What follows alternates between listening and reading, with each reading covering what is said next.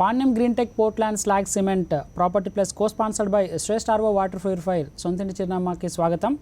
ఇవాళ ప్రాపర్టీ ప్లస్లో హైదరాబాద్లో కొత్త ఇన్వెస్ట్మెంట్స్ వస్తున్నాయి. సో రియల్ ఎస్టేట్ రంగానికి ఇది మంచి ఊతం ఇవ్వబోతోంది. అటు ఆంధ్రప్రదేశ్లో సైతం కొత్త ఇన్వెస్ట్మెంట్స్కి దారి చూపుతున్నట్టుగా కనబడుతోంది. ఇద్దరు సీఎంలో కొడుకులు వెళ్ళి అమెరికాలో తర్వాత ఇతర దేశాల్లో ఇన్వెస్ట్మెంట్స్ని తీసుకురావడానికి చాలా ప్రయత్నాలు చేస్తున్నారు. సో ఆ ఇన్వెస్ట్మెంట్స్ ఎంతవరకు ఈ రెండు రాష్ట్రాల అభివృద్ధికి తోడ్పడతాయి, రియల్ ఎస్టేట్ రంగం మీద ఈ ఇన్వెస్ట్మెంట్స్ ప్రభావం ఎంత ఉంటుందో తెలుసుకుందాం. దీనికి సంబంధించి మనతో మాట్లాడడానికి CREDAI national president past Shri Shekar Reddy garu ఉన్నారు. ఆయన అడిగి మరిన్ని వివరాలు తెలుసుకుందాం. Sir, welcome to property plus.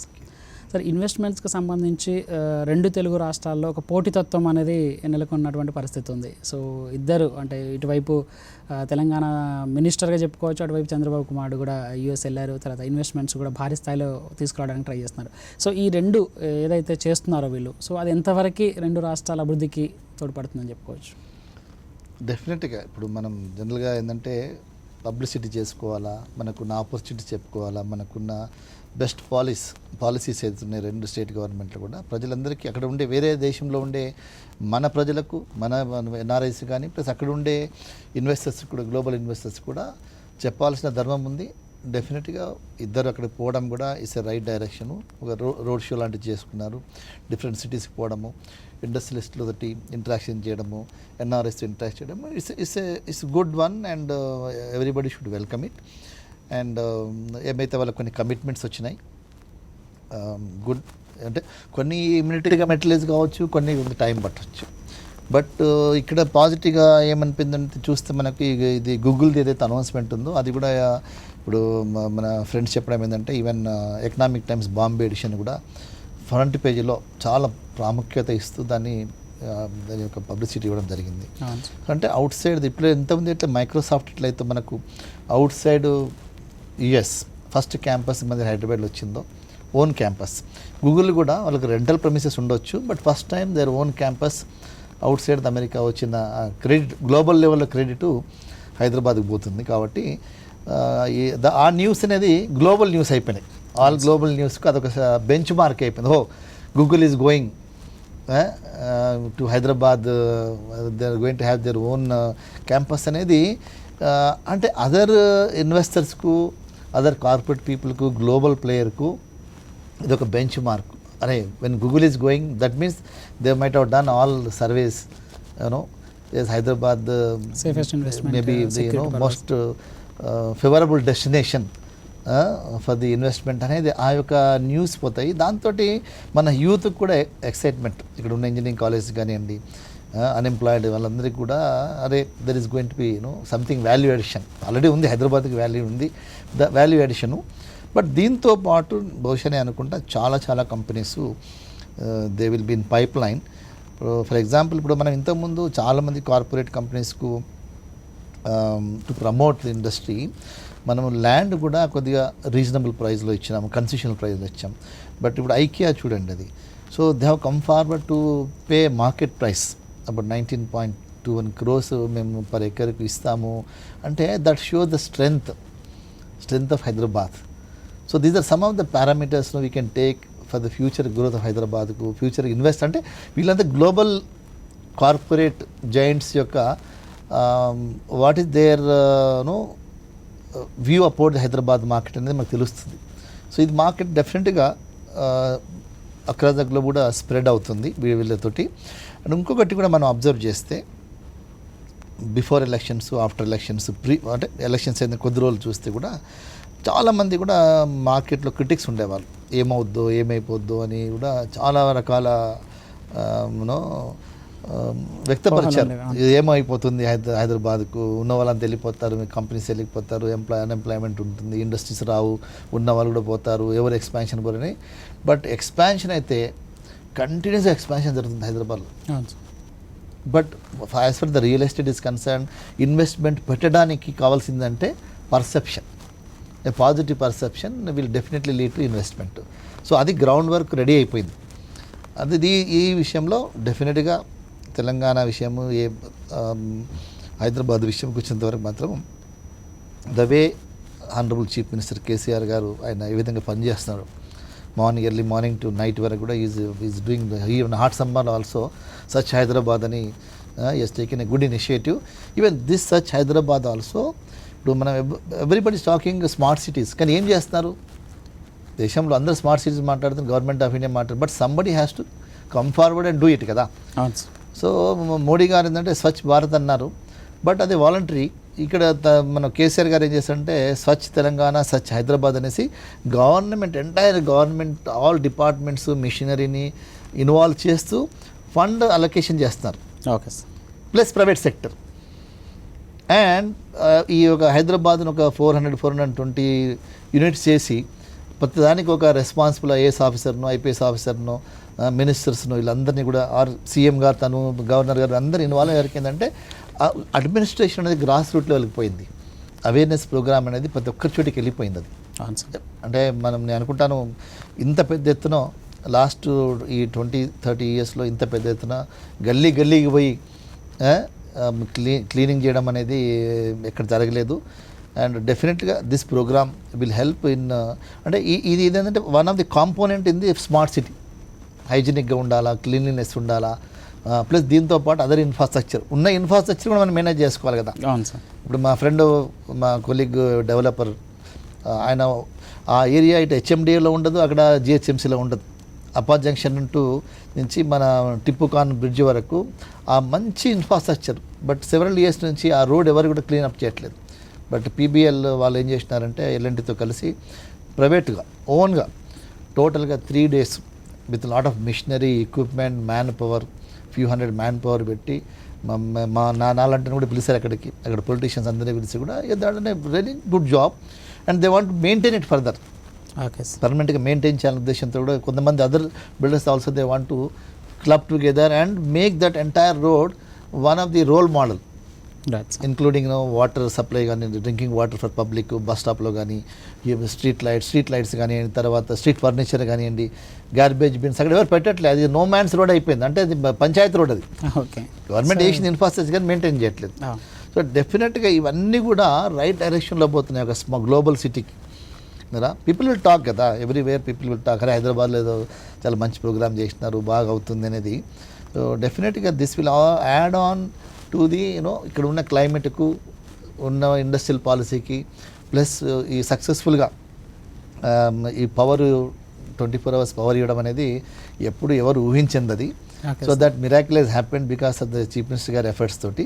Plus next year కూడా సీఎం గారు ఏం చెప్తారంటే 24/7 మనం వాటర్ ఇవ్వచ్చు, మనకు అంత వాటర్ వస్తుంది, ఫ్యూచర్లో వస్తుంది. కాబట్టి these are all positive things and components of the global smart city. That is what the all industrialists want, all corporates want, every citizen wants. So డెఫినెట్గా ఈ నెక్స్ట్ ఫ్యూ మంత్స్లో ఇంకా ఫర్దర్గా కూడా సీఎం గారు ఇనిషియేటివ్ తీసుకుంటున్నాడు. కాబట్టి అంటే ఇప్పుడు మనకేంటంటే మనం ఇంతకు కూడా మాట్లాడుకున్నాం, 2 states డివైడ్ అయినప్పుడు మనకి ఏమవుతుంది, మంచి పాజిటివ్ నెగిటివ్ అంటే డివైడ్ కావడం ఏంటంటే అక్కడ 13 districts, ఇక్కడ 10 districts. ఇక్కడ administration door steps of the common man జరిగిపోతుంది. ఓకే. ఇది బేసికల్గా అడ్వాంటేజ్ ఎవరికి ఏంటంటే కామన్ మ్యాన్కి అడ్వాంటేజ్ అయింది. స్టేట్ డివైడ్ కావాలన్నా ఆ కాన్సన్ట్రేషన్ ఉంది, ఎవ్రీ మండల్లో, ఎవ్రీ విలేజ్లో కాన్సన్ట్రేషన్ ఉంది. సో డెఫినెట్గా ఇట్స్ ఏ గుడ్ ఇనిషియేటివ్.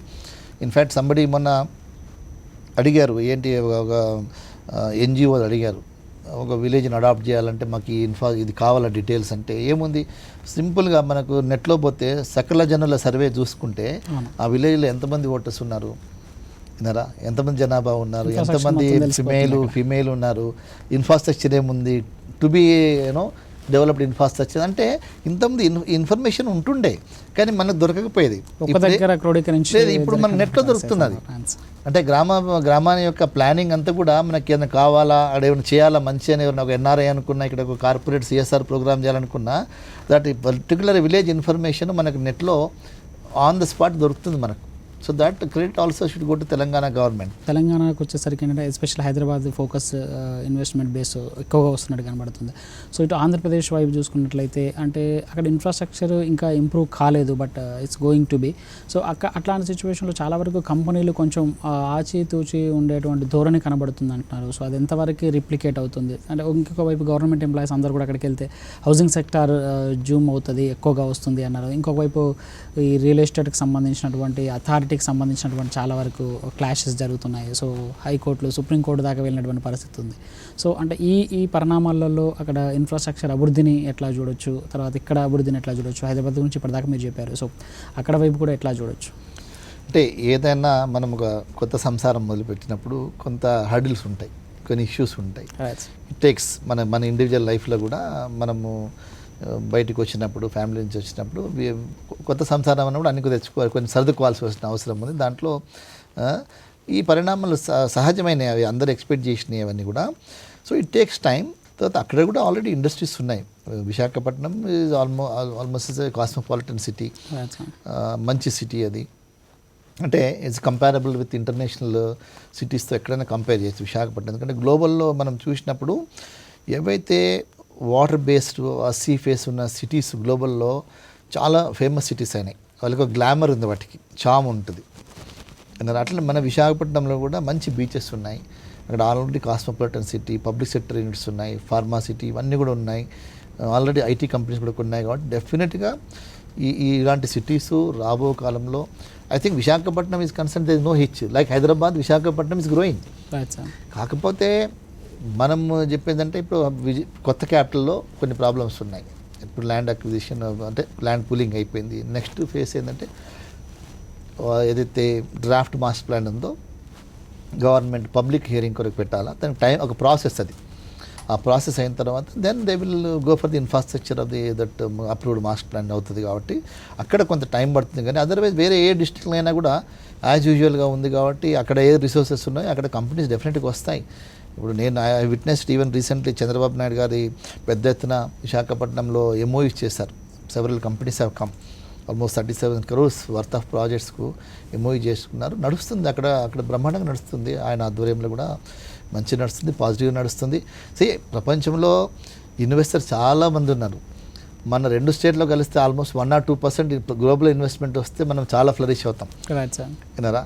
మనము మన ఇద్దరం కాంపిటేటర్ని చూసుకోవాల్సిన అవసరం లేదు. ఆ కాంపిటేటివ్ స్పిరిట్లో పోతాము. పోయినప్పుడు 2 స్టేట్లో మంచి పరిణామాలే జరుగుతాయి. హైదరాబాద్ బిల్డ్ చేసినారంటే ఫ్యూ 100 years పట్టింది దీనికి.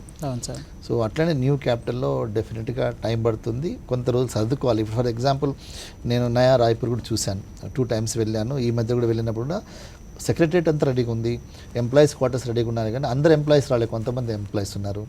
ప్లస్ అక్కడ మా బిల్డర్ ఫ్రెండ్స్ కూడా గవర్నమెంట్లో ల్యాండ్ కొని వాళ్ళు ఆల్మోస్ట్ ప్రాజెక్టు అన్నీ అంత రెడీగా ఉంది. బట్ సేల్స్ లేవు. అంటే it takes time.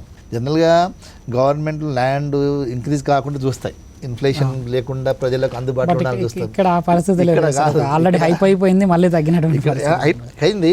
But again it has to come back. Hype వస్తేనే ఆ పీపీపీ మోడల్ వర్కౌట్ అవుతుంది, లేదంటే హైప్ కాకుంటే government has to do on at their own. Panyam green tech Portland slag cement property ప్లస్లో short break తీసుకుంది. Welcome back to property plus. సరిగ్గా ఈ investments ఇప్పటి వరకు మనం చూసాం, గూగుల్, ఐకియా, తర్వాత అమెజాన్, హెచ్పి, ఇప్పటికే ఉన్నటువంటి అంటే మహీంద్రా వాళ్ళు ఇన్వెస్ట్మెంట్స్, ఎంఆర్ఎఫ్ 1000 crores, ఇట్లా ఒక హ్యూజ్ అంటే అరౌండ్ 5000 crores అరౌండ్ సంబంధించినటువంటి ఇన్వెస్ట్మెంట్స్ ఓన్లీ హైదరాబాద్ చుట్టుపక్కల ప్రాంతంలో వచ్చినటువంటి పరిస్థితి. సో దీనికి అనుగుణంగా ఆల్టర్నేటివ్గా మనం ఇప్పుడు మన ప్రాపర్టీ ప్లేస్లో కూడా చాలాసార్లు చెప్తున్నాం. సో ఒక ఎంప్లాయబిలిటీ అనేది కల్పించారు అంటే ఆటోమేటిక్గా వైస్ వర్సా కన్స్ట్రక్షన్ లైక్ హోమ్స్కి సంబంధించి రియల్ ఎస్టేట్ అనేది గ్రోత్ ఉంటుంది అనుకున్నాం. So last 1 year fast 1 year నుంచి చూసుకోవచ్చు. సో అన్ని గవర్నమెంట్స్, కొత్త గవర్నమెంట్స్ 2 రాష్ట్రాల్లో కూడా. సో హైదరాబాద్ ఎస్పెషల్లీకి వచ్చేసరికి ఎట్లా ఉంది సార్? అంటే ధరల విషయానికి వస్తే ఎట్లా ఉంది, పెరిగాయా, తగ్గాయా? సో మీరు చెప్పారు అంటే -12-13% సేల్స్ గ్రోత్ నుంచి ఇప్పుడు మళ్ళీ 10% పాజిటివ్లోకి వచ్చినటువంటి పరిస్థితి ఉంది. సో ధరలు కూడా అదే విధంగా ఉన్నాయా, ఏమైనా భారీగా హైక్ అయినటువంటి పరిస్థితి ఉందా? అంటే ఫార్చునేట్లీ వేరే సిటీస్తో కంపేర్ చేసినప్పుడు ఇన్ఫ్లేషను, తర్వాత ఈ లేబర్ కాస్ట్ పెరుగుతుంది. First of all labour shortage చాలా ఉంది ఇండియాలో. క్వాలిఫైడ్ ఆర్ ఎక్స్పీరియన్స్డ్ లేబర్ దొరకట్లేదు, మనకు స్కిల్ ఉన్న వాళ్ళు దొరకట్లేదు. దొరికినా చాలా షార్టేజ్ ఉంది. దేర్ వేజెస్ ఆఫ్ గానం. తర్వాత ఇంట్రెస్ట్ రేట్స్ కూడా మనం తగ్గుతాయి అనుకున్నాం, 8.5% వస్తాయి అనుకున్నాము. మోడీ గారి గవర్నమెంట్ ఆల్మోస్ట్ 1 year అయిపోయింది. అంత మనం అనుకున్నంత ఇంట్రెస్ట్ డ్రాస్టిక్గా తగ్గలే. Maybe may come in future. చాలా వరకు బ్యాంక్స్ అంటే ఆర్బీఐ తగ్గించినా కూడా 2 times వాటిని పాస్ ఆన్ అయితే చేయనట్టు కనబడుతుంది హౌసింగ్ సెక్టార్లో. అదే సో అది మాకు పర్టికులర్గా ఫండింగ్ ఫర్ ప్రాజెక్ట్స్కు పెద్ద తగ్గలేదు, రేట్ ఆఫ్ ఇంట్రెస్ట్ తగ్గలేదు. That is one thing. Otherwise building material cost కూడా పెరుగుతూ ఉంది, టైం టు టైం పెరుగుతుంది. ల్యాండ్ ప్రైస్ కూడా పెరుగుతుంది హైదరాబాద్లో. అయినప్పటికీ కూడా బిల్టప్ స్పేస్ అల్టిమేట్లీగా మనం అమ్మే బిల్టప్ స్పేస్ ఆ ప్రపోర్షన్కి పెరగలేదు. Compare to all metros and non metro సిటీస్తో కంపేర్ చేసిన, డిస్ట్రిక్ట్స్తో కంపేర్ చేసిన హైదరాబాద్ రేట్స్ అనేది చాలా రీజనబుల్గా ఉన్నాయి. అంటే అఫోర్డబుల్ హౌసింగ్ అంటే ఇండియాలో మన దగ్గర దొరుకుతుంది.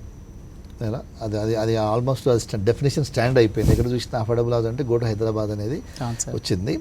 రెండోది, ఇప్పుడు మనకు మీకేమో ఇప్పుడు కొత్తగా అనౌన్స్ చేసిన యొక్క కంపెనీస్ కనిపిస్తున్నాయి, వాళ్ళ ఇన్వెస్ట్మెంట్స్, వాళ్ళ ఎంప్లాయీస్ కనిపిస్తున్నాయి. కానీ నేను కంటిన్యూస్గా అబ్జర్వ్ చేస్తున్నాను ఇయర్స్ టుగెదర్, ఈవెన్ ఎడ్యుకేషన్లో ఉన్నప్పుడు కూడా అబ్జర్వ్ చేస్తున్నాను. ఈ ప్రైవేట్ ఇంజనీరింగ్ కాలేజ్లో ఒక స్టాండర్డ్ ఉన్న మెయింటైన్ చేసే ఇంజనీరింగ్ కాలేజ్లో ఒకప్పుడు 6-7 years back, 8 years back 80% students abroad వెళ్ళేవాళ్ళు. ఇది రిసెషన్ కంటే ముందు, గ్లోబల్ రిసెషన్. ఎప్పుడైతే గ్లోబల్ రిసెషన్ వచ్చినప్పటి నుంచి టోటల్గా మారిపోయింది ఈక్వేషన్. బట్ 90% ఆఫ్ ది స్టూడెంట్స్కు ఇక్కడనే ఈ కంపెనీస్ వచ్చేసి, multinational companies, Indian company, corporate companies వచ్చి ప్లేస్మెంట్ ఇస్తున్నాయి వాళ్ళకి. ఓకే, హార్డ్లీ 10% కూడా నేను ఈ మధ్యకాలంలో నేను చూడలేదు మంచి ఇంజనీరింగ్ కాలేజ్లో బయటికి పోయిన వాళ్ళు ఉద్యోగం కొరకు. పిల్లలంతా ఇక్కడికే ఉద్యోగాలు వస్తున్నాయి. సో వాళ్ళందరూ ఇక్కడే అబ్జర్వ్ అవుతుంది. అపార్ట్ ఫ్రమ్ ఇప్పుడు ఏదన్నా ఒక కంపెనీలో చూస్తే, సాఫ్ట్వేర్ కంపెనీలో చూస్తే 40-50% మన లోకల్ ఉన్నారు, మిగిలిన వాళ్ళు బయట నుంచి వస్తున్నారు. సో మనకు కూడా ఉన్న ఇంజనీరింగ్ కాలేజీలోనే ఇంత స్ట్రెంత్ అబ్జర్వ్ అవుతుందంటే ఆల్మోస్ట్ ఈక్వలెంట్ స్ట్రెంత్ బయట కంపెనీస్ కూడా బయట నుంచి స్టూడెంట్స్ వస్తున్నారు. కాబట్టి సో ఎగ్జిస్టింగ్ కంపెనీస్లలో కూడా ఎక్స్పాన్షన్ జరుగుతూ ఉంది. అది ఎవరు కూడా అంత పెద్ద గొప్పగా మనం ప్రొజెక్ట్ చేయట్లేదు. ఇప్పుడు మన చాలామందికి తెలియదు, ఇన్ఫోసిస్లో అక్కడ 16,000 మంది ఉన్నారనేది అందరికి తెలియదు. And their aiming for 1 lakh employees అనేది కూడా ఆ పిక్చర్ అంతా బయటికి రాలేదు. But they are aiming for that. So అట్లా ఎగ్జిస్టింగ్ కంపెనీస్లో కూడా ఎంప్లాయ్మెంట్ పెరుగుతూ ఉంది. కాబట్టి ఇప్పుడు మన దగ్గర ఉన్న యూనిట్స్ అమ్ముడుపోతున్నాయి. డెఫినెట్గా దేర్ ఇస్ ఎంప్లాయ్మెంట్ జనరేషన్ ఉన్నది in spite of all hurdles earlier. Now it's క్లియర్గా ఉంది కాబట్టి ఇంకా మెనీ ఫోల్డ్స్ మనకి ఎంప్లాయ్మెంట్ క్రియేట్ చేయడానికి ధరలు పెరిగేటువంటి ఛాన్స్ ఉంది సార్ రైట్ నౌ ఎట్లా 1%? అంటే ధరల విషయం ఒకటండి. ఇప్పుడు ఏంటంటే సో ఆల్వేస్ రియల్ ఎస్టేట్ అనేది డిమాండ్ సప్లై, ఆ మార్కెట్ ఫోర్సెస్ అనేది పనిచేస్తుంటాయి. ఇప్పుడు మనకున్న పరిస్థితుల్లో ఇమ్మీడియట్గా నెక్స్ట్ 1 or 2 months అయితే I don't think that prices will go up. Okay, unless ఏమైనా డ్రాస్టిక్గా బిల్డింగ్ మెటీరియల్ పెరగడం కానీ, తర్వాత ట్యాక్సేషన్ ఏమైనా కానీ తప్పితే అదర్వైజ్ డ్రాస్టిక్గా పెరిగేది. ఎందుకంటే ఇప్పుడు మేమంతా కూడా ఇండస్ట్రీ ఏంటంటే ఇంతకుముందు వచ్చిన భూమి లాంటిది మేము ఎక్స్పెక్ట్ చేయట్లేదు. అది మాకు మంచిది కాదు, ప్లస్ ఇన్వెస్టర్ చేసే కన్జ్యూమర్స్ కూడా ఈ ఒక ప్రజలకు కూడా మంచిది కాదు. అది ఎవరో థర్డ్ పార్టీ వచ్చి ఎన్కాష్ చేసుకొని పోతున్నారు. మాకు కావాల్సిందంటే మేమంతా ఎక్స్పెక్ట్ అంటే always the prices should be affordable to the local people. మా రెగ్యులర్గా మేము చేసే ఎఫర్ట్స్ అన్ని కూడా how to cut down the cost అనే దాని మీద మేము చేస్తున్నాం. ఈవెన్ గవర్నమెంట్ దగ్గర పోయి మేము రిక్వెస్ట్ చేసుకోవడం కూడా, కొంత ట్యాక్సెస్ తగ్గించడం అనేది, అది పాలసీలు మార్చమని చెప్పడం కూడా, only how to cut down the cost అనే దాని మీద మనం చాలా రీసెర్చ్ చేసినాం. ఇంతకుముందు వీఆర్ సక్సెస్ఫుల్, స్టిల్ చేస్తున్నాం. సో అయితే మాకు కావాల్సింది ఏంది, అందరు డెవలపర్స్కు టర్న్ ఓవర్ ఎక్కువ కావాలా. 10 అమ్మేవాడు 30 అమ్మాలి, 40 అమ్మాలని చూస్తున్నాడు.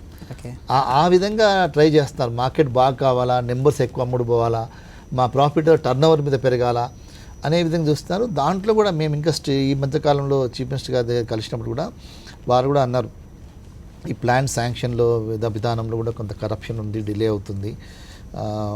మనము సెల్ఫ్ సర్టిఫికేషన్ ఇంట్రడ్యూస్ చేసి ఎందుకు ఇవ్వకూడదు, లేదా వేరే మీ సజెషన్స్ ఇవ్వమన్నారు. అట్లనే కొంత క్రీడా మెంబర్స్ కొంత పర్లేదు, మీరు బాగా కడుతున్నారు, ఆక్యుపెన్సీ తీసుకుంటున్నారు. What about other stakeholders in the society? Some people are deviating, some people are constructing without permissions. How to plug those loopholes? అంటే ఈ లెవెల్ ప్లేయింగ్ ఫీల్డ్ ఉండాలి అందరికీ. అంటే మేము చెప్పడం జరిగింది సీఎం గారికి, only technology is the only solution for this.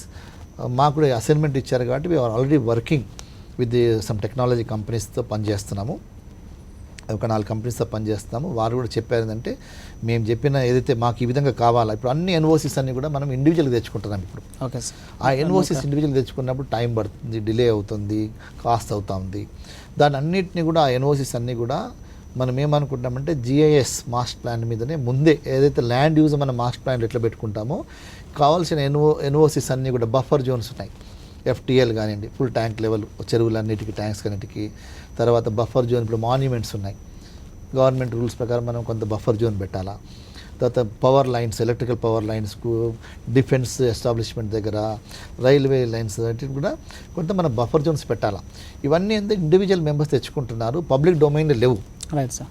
మనం ఏమి రికమెండ్ చేసినామంటే టెక్నాలజీ కంపెనీస్కు whether it is possible or not అంటే ఇవన్నీ బఫర్ జోన్స్ కూడా మాస్టర్ ప్లాన్లోనే పెట్టాలా.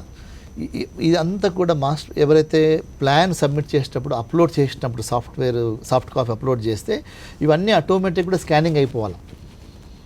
అంటే మా టెక్నాలజీ కంపెనీ ఏం చెప్పారంటే మా దగ్గర టెక్నాలజీ ఉంది, మేము చేయగలుగుతాము. ఒకటి బేసికల్గా లేటెస్ట్ ఏరియల్ ఫోటోగ్రఫీ తీసుకోవాలి, అది 3D కింద కన్వర్ట్ చేసుకునే వాళ్ళు. ఇవన్నీ కూడా గవర్నమెంట్ యొక్క ఏజెన్సీ సహకారంతో ఈ బఫర్ జోన్స్ అన్ని ఒకసారి ఐడెంటిఫై చేయగలిగితే మనం అప్లోడ్ చేసినప్పుడు అన్ని స్కాన్ అయిపోతాయి, వితిన్ ఫ్యూ మినిట్స్ స్కాన్ అయిపోయి. ఇప్పుడు 40 ఫ్లోర్ల building, multi storey building, 40 storey building 19 రోజుల్లో కడుతున్నారు ప్రపంచంలో. సో 19 నిమిషాల్లో మనము బిల్డింగ్ పర్మిషన్లు ఇవ్వచ్చు కదా. So technology is available.